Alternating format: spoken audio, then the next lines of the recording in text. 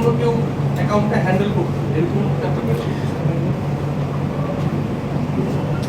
সাকিব ভাই, আপনি যেটা বলছিলেন যে আসলে সাউথ আফ্রিকার বিপক্ষে মিরপুরেই নিজের শেষ টেস্টটা খেলতে চান, এত বছর ক্রিকেট খেলার পর আসলে এই ধরনের একটা ডিসিশন কি কোনো কারণে কষ্ট থেকে বা অভিমান থেকে নেন, নাকি আগে থেকে? না না, অবশ্যই কষ্ট কিংবা অভিমান থেকে নেয় না। আমার কাছে মনে হয় যে this is the right time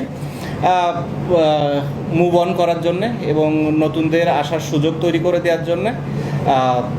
at the same time টি-20তেও আমার আসলে একই ধরনের চিন্তা, বা আমি হয়তো এটা অপ্রাসঙ্গিক হলেও বলে ফেলতে চাই, কারণ হচ্ছে টি-20 নিয়েও আমাদের কথা হয়েছে সিলেক্টর এবং প্রেসিডেন্ট বোর্ডের সবার সাথে, এটা নিয়েও আমি কথা বলেছি যে আমার কাছে মনে হয় this is the right time যে টি-20 থেকেও আমি মুভ অন করি এবং আপাতত নেক্সট যে কিছু সিরিজগুলো আছে কিছু নতুন প্লেয়ার আসুক, নতুন প্লেয়ারদের সুযোগ দেওয়া হোক।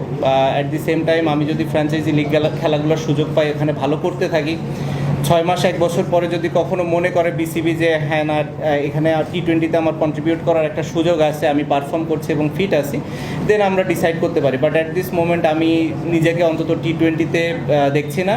আর সাউথ আফ্রিকা যেহেতু টেস্ট সিরিজ, আমার ইচ্ছা আছে যে লাস্ট সিরিজ হওয়ার। সো বেসিক্যালি আপনারা বলতে পারেন যে মোটামুটি 2টা ফরম্যাটে আমি আমার শেষটা অন্তত দেখছি। সাকিব ভাই, আপনি বলছেন টি-20টা আপনি কনসিডার করছেন, তাহলে কি এটাই কি আপনার লাস্ট মানে টি-20 সিরিজ, নাকি আপনি না না না, এখন আসলে এই সিরিজগুলো আমি খেলার আমার কোনো রিজন আছে বলে মনে করি না। আমার কাছে মনে হয় নতুন নতুন কিছু প্লেয়ারদের সুযোগ দেওয়া উচিত এবং তাদেরকে দেখার এটাই সব থেকে বড় সময় কিংবা সুযোগ। এটা আছে, এরপরে হয়তো ওয়েস্ট ইন্ডিজ আছে, তারপরে আরও কিছু ইয়ে থাকবে। আমার মনে হয় 2026 সালের যদি দিকে বাংলাদেশ ক্রিকেট বোর্ড চিন্তা তাকায়, তাহলে সেটাই হবে সব থেকে ভালো দিক এবং এটা আমরা সবাই মিলে ডিসিশন নিয়েছি এবং আমরা সবাই এটাতে একমত।